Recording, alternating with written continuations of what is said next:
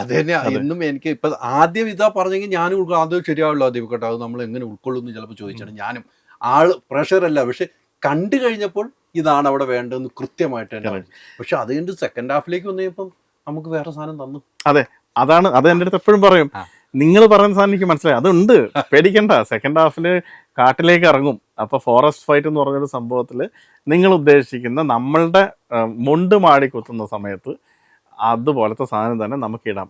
അവിടെയും പുള്ളി പറഞ്ഞു, ആൾക്കാർ മനസ്സിൽ അവിടെ ഒരു സംഭവം പ്രതീക്ഷിക്കുന്നുണ്ട്. ആ പ്രതീക്ഷിക്കുന്ന സംഭവം ഞാൻ ഇപ്പൊ പറയുന്നില്ല, കാരണം ഇത് ഇറങ്ങി ഉടനെ സിനിമ കാണാൻ പറയാം. അവിടെ അത് തന്നെ കൊടുത്താലാണ് ഏക്കുക. അതിന്റെ റിസൾട്ട് ഇന്ന് ഫസ്റ്റ് ഷോയിൽ തന്നെ കണ്ടു. എഴുന്നേറ്റിരിക്കല്ലേ? അതെ, എഴുന്നേറ്റല്ല, കംപ്ലീറ്റ് എയറിലായിരുന്നു ആൾക്കാർ സന്തോഷം കൊണ്ട്. അതെ, അതൊക്കെ കാണുമ്പോൾ ഒരു സന്തോഷം. എത്ര നാളത്തെ പരിശ്രമം. എനിക്ക് മനസ്സിലാവാത്ത, ഇയാള് തിയേറ്ററിൽ പോകുന്നുമില്ല, പക്ഷെ തിയേറ്റർ പൾസ് കറക്റ്റായിട്ട് കിട്ടുന്നുണ്ട് പൃഥ്വിയെ. ഒരു സിനിമയ്ക്ക് വന്നില്ല അദ്ദേഹത്തിന്റെ ഒരു പടങ്ങൾ, പക്ഷെ ഇന്നൊക്കെയാണ് വന്നിരുന്നത്. അതെ, പക്ഷെ ഇങ്ങനെയാണ് പുള്ളി ഗേജ്, കാൽക്കുലേഷൻ. അതായത് നമ്മൾ ഇരിക്കുന്ന സമയത്ത് തന്നെ പറയും, ഇവിടെ കംപ്ലീറ്റ് ഓഡിയൻസിൻ്റെ ബഹളമായിരിക്കും, അതിൻ്റെ മുകളിലൊരു സാധനം ചെയ്താലേ കേൾക്കുള്ളൂ, കാരണം അവിടെ അവർ സെലിബ്രേറ്റ് ചെയ്യുന്ന സ്ഥലമാണ്. അപ്പോൾ പുള്ളിക്ക് അറിയാം ഓൾറെഡി ആ സീൻ വരുമ്പം ഇത്രമാത്രം ലൗഡ്നെസ്സിൽ അവിടെ സെലിബ്രേഷൻ നടക്കും. അപ്പോൾ അതിൻ്റെ മുകളിലൊരു സാധനം അവിടെ വേണം. മറ്റേ സ്ഥലങ്ങൾ ഇത്ര മതി, കാരണം ഓഡിയൻസ് റിയാക്ഷൻ ഇതായിരിക്കും അവിടെ. നമ്മൾ സോഫ്റ്റായിട്ട് വായിച്ചാലും കുഴപ്പമില്ല, കാരണം ഓഡിയൻസ് കാമാണ്. പിന്നെ നമ്മൾ വെറുതെ ലൗഡ് ആക്കിയിട്ട് ഡിസ്റ്റർബിങ് ആക്കരുത്. വലിയ ലൗഡില്ലാത്ത തന്നെ അതെ വല്ലാത്ത ഫീല്. പക്ഷെ ഒരു സൈലന്റ് ഒരു സ്ഥലത്ത് കിട്ടിയായിരുന്നു എനിക്ക്.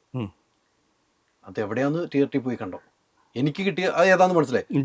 ഒരു ഇരുത്തമായിരുന്നു തിയേറ്ററിൽ. അതെ അവിടെയും, അതായത് ഈ way to play with sound എന്നുള്ള കാൽക്കുലേഷൻ ഇല്ലേ, അത് അദ്ദേഹത്തിന് വളരെ നന്നായിട്ട് അറിയാം.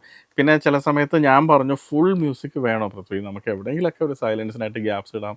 അപ്പം എൻ്റെ അടുത്ത് പറഞ്ഞു, നിങ്ങൾ പേടിക്കണ്ട, ഞാനത് ഭയങ്കര ലൗഡായിട്ട് വെക്കില്ല, നിങ്ങൾ വായിച്ചിട്ടോ. ഞാൻ പറഞ്ഞു, ഇട്ട് കഴിഞ്ഞാൽ പിന്നെ അത് കട്ട് ചെയ്യാൻ മനസ്സ് വരല്ലോ, ഇട്ടിട്ട് കേട്ടതുകൊണ്ട് അവിടെ സൈലൻസ്. പറഞ്ഞല്ല, ഞാൻ വളരെ കുറച്ച് ലെവലിലേ വെക്കുള്ളൂ, പേടിക്കണ്ട, കാരണം ബ്ലാങ്ക് ആക്കണ്ട, നമുക്ക് ഉണ്ട് ഇല്ല എന്നുള്ള രീതിയിൽ ചില സ്ഥലത്ത് കിടന്നോട്ടെ എന്നൊക്കെ പറയും. അതൊക്കെ പുള്ളി അതുപോലെ തന്നെ രാധാകൃഷ്ണൻ്റെ അടുത്ത് പറഞ്ഞ് മിക്സ് ചെയ്യിപ്പിച്ച് കറക്റ്റായിട്ട് കിട്ടിയിട്ടുണ്ട്. ഇതിൻ്റെ ഒരു ടൈം ഉണ്ടല്ലോ, ഇപ്പം ഈ സിനിമ എനിക്ക് തോന്നുന്നു എത്ര വർഷമായി ഇതിൻ്റെ പിന്നിൽ? ഇപ്പോൾ ഈ സിനിമ വേറെ ഒന്നിലും കാണുന്നില്ലായിരുന്നു. ഞാനിത് മനഃപൂർവ്വം, കാരണം എന്നെ സംബന്ധിച്ച് ഞാൻ കുറേ പടങ്ങൾ ചെയ്തിട്ട് എണ്ണം കൂട്ടണമെന്ന് ആഗ്രഹിക്കുന്ന ടൈപ്പ് ഒരു കമ്പോസറല്ല. അതെൻ്റെ ആദ്യത്തെ പടം തൊട്ട് നിങ്ങൾക്ക് നോക്കിയാൽ അറിയാം, ഒരു വർഷത്തിൽ എങ്ങനെയാണ് ഞാൻ പടം ചെയ്യുന്നത്. അപ്പോൾ എന്താണെന്ന് വെച്ചാൽ, ചെയ്യുന്നത് എൻജോയ് ചെയ്ത് അതിൽ 100% ഇറങ്ങി മൾട്ടിപ്പിൾ പ്രോജക്ട്സ് ഒരേ സമയത്ത് ചെയ്ത് കുറേ എണ്ണം കൂട്ടാൻ വേണ്ടി കുറേ ആൾക്കാരെ വെച്ച് ചെയ്യുന്നതിൽ അർത്ഥമില്ല. ചെയ്യുന്ന സംഭവം അതൊരു എന്താ പറയേണ്ട, ഒരു മെഡിറ്റേഷൻ പോലെ കണ്ട് അതിലേക്കങ്ങ് ഇറങ്ങി അതിൽ കോൺസെൻട്രേറ്റ് ചെയ്യുമ്പോൾ വേറെ ചെയ്യാതിരിക്കേണ്ടതുകൊണ്ട് എനിക്ക് തോന്നുന്നു ഞാൻ ഈ പടം ചെയ്യുന്നതിൻ്റെ ഇടയിൽ ആകെ കമ്മിറ്റ് ചെയ്ത ഒരേ ഒരു പടം തലവനായിരുന്നു. അത് പിന്നെ ജിസ്മോൻ അങ്ങനത്തെ ഒരു ഫ്രണ്ട് ആയതുകൊണ്ട് ജിസ്മോൻ എൻ്റെ അടുത്ത് വന്നിട്ടുണ്ട്, ദീപു ഇതിപ്പോൾ ഉടനെ ഇല്ലല്ലോ എമ്പുരാൻ, അങ്ങനെയാണെങ്കിൽ ഇടയിൽ കൂടി ഒരു തലവൻ നമുക്ക് ചെയ്തു പോവാം. ഞാൻ പറഞ്ഞു അത് ഹിറ്റായി. അപ്പം ഞാൻ ജിസ്മോൻ്റെ അടുത്ത് പറഞ്ഞ്, കുഴപ്പമുണ്ടായിട്ടല്ല, ഞാൻ ഇങ്ങനെ ഡിസ്ട്രാക്റ്റഡ് ആവണ്ടെന്ന് വെച്ചിട്ടാണ്. അപ്പം ഞാനിപ്പോൾ പറഞ്ഞില്ല, ഡിസ്ട്രാക്റ്റഡ് ആവാതെ തന്നെ ദീപു നോക്കും പരമാവധി. അത് ഇപ്പം എന്തായാലും അതിന് ഇനിയുണ്ടല്ലോ ഒരു 7 മാസം. ഞാൻ പറഞ്ഞുണ്ട്, അപ്പോൾ ഇത് നമുക്ക് 1 മാസം കൊണ്ട് തീർക്കാം എന്ന് പറഞ്ഞിട്ട് അങ്ങനെ ചെയ്തൊരു പടമായിരുന്നു അൾട്രാ മോഡേൺ കിച്ചൺ ഡിവൈസസ്. ഒരു കിച്ചണിൽ വേണ്ട എല്ലാ ലേറ്റസ്റ്റ് ബ്രാൻഡുകളും ഇവിടെയുണ്ട്. ലോകോത്തര ബ്രാൻഡുകൾ, original products, wide range. MyG future. WhatsApp വഴി ഇംഗ്ലീഷ് പഠിക്കാൻ ഇംഗ്ലീഷ് കഫേ ഉള്ളപ്പോൾ ഇംഗ്ലീഷ് ഒരു വിഷയമേ അല്ല. English cafe, we present you the perfect English.